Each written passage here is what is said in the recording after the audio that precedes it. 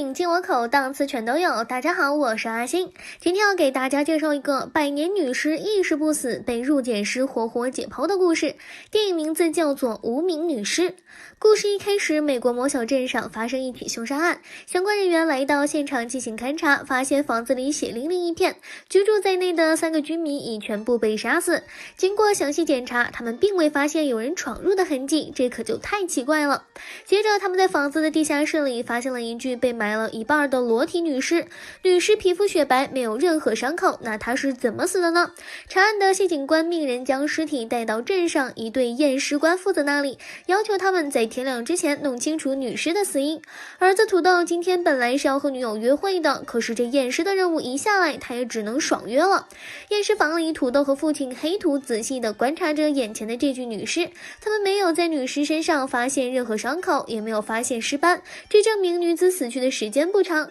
可是当黑土翻开女尸的瞳孔时，却发现她的瞳孔呈灰色，这是死亡很长时间的迹象。而后他们还发现女尸的腰不是正常比例，看起来就像是古代人裹脚裹腰的行为。不过这都是几百年前的传统迷信了，难道这具女尸已经死了几百年了？就在父子俩疑惑之时，女尸的鼻子流出了鲜血，黑土扒开女尸的嘴巴，发现她被割掉了舌头和打掉了一颗牙齿。根据目前的这些信息，父子俩判断死者生前应该是被人捆住手脚，强行做了羞羞之事。整理好这些后，土豆父子俩就准备解剖了。可刚举起解剖刀，收音机里就传来了一阵很诡异的音乐。父子俩没有太在意，继续手中的动作。他们刚划开肚子，女尸就流出了很多鲜血。按理说，死亡时间长的尸体是不会有那么多鲜血的。不仅如此，女尸的内脏全都是伤痕累累的一片，肺脏更是有被烧伤的痕迹。而在解剖的过程中，停尸房也发生了很多奇怪的现象，比如房间里的灯忽明忽暗，土豆女友的猫离奇死亡。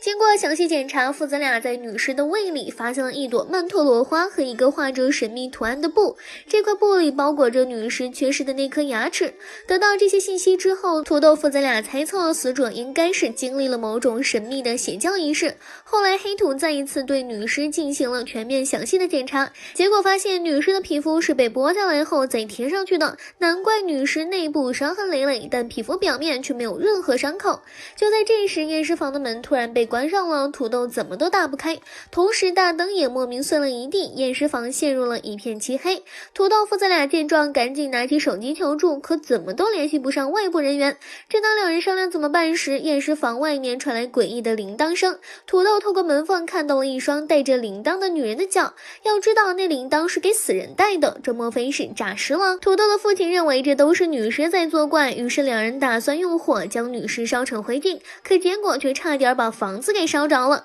就在这时，他们又发现门外有铃铛声，黑土拿着一把斧头在门被打开时就直接砍了下去，结果发现自己砍死的居然是土豆的女友，也就是自己的儿媳妇儿，这样两个人悲痛欲绝。他们知道自己是逃不掉了，那何不干脆将女尸解剖到底呢？于是他们再次来到那具女尸面前进行开颅，这次的发现惊掉了两个人的下巴，这具女尸的脑细胞竟然还活着，这就相当于她还没有死。土豆带着一脸的不可思议，再次来到那个画着神秘图案的破布前，他拿起那块布对准了几下，发现上面有一串英文，内容是一本书的章节。黑土根据这个线索找到了那个章节的内容，发现这个女尸居然是在17世纪时被一名女巫凌虐而死的。死了那么久的女尸如今突然现世，大抵都是为了复仇，她要将自己生前所受到的所有痛苦都转移到别人身上，然后使自己的身体不断恢复，从而复活。得知这一切后，黑土为了保全儿子土豆，于是便轻声地跟女尸说，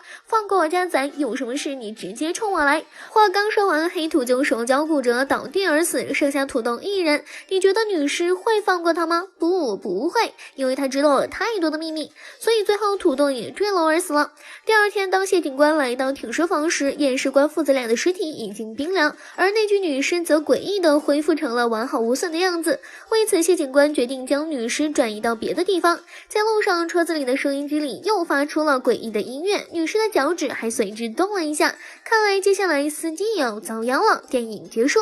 好了，以上就是本期阿星谈电影，下期节目同样精彩，小伙伴们记得关注观看哦。